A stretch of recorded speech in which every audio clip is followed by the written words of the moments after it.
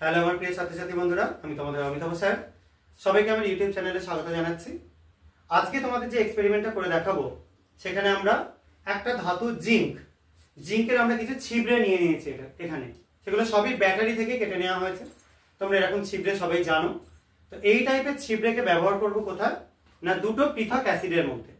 একটা হচ্ছে HCl বা হাইড্রোক্লোরিক অ্যাসিড, যেটা আমরা এর মধ্যে ঢেলে নিয়েছি। আর আমরা নাইট্রিক অ্যাসিড কনসেন্ট্রেট অবস্থায় একটা জায়গায় রেখেছি।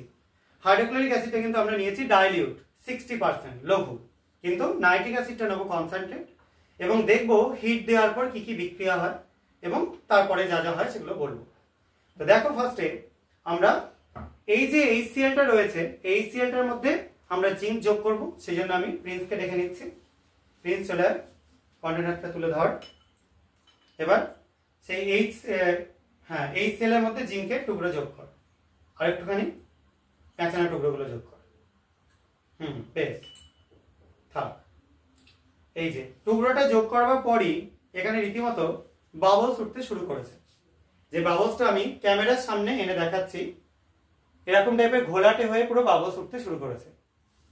এবং এই যে বাবলসটা উঠছে, এটা হচ্ছে হাইড্রোজেন গ্যাসের বাবলস। আমরা বুঝবো কি করে? আমরা এখানে রাখলাম এটাকে, এবং যদি আমরা একটা কাগজের টুকরো নিয়ে তার উপর ধরি,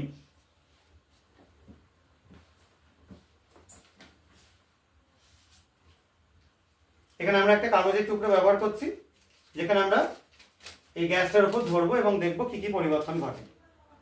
এখানে গ্যাসটা কন্টিনিউ উঠছে, দেখো।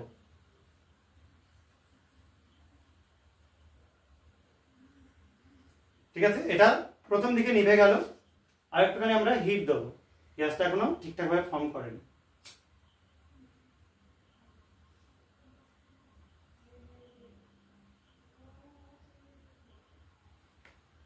হাইড্রোজেন খুবই হালকা গ্যাস, এটা ইনস্ট্যান্ট বুঝতে পারা যাবে না।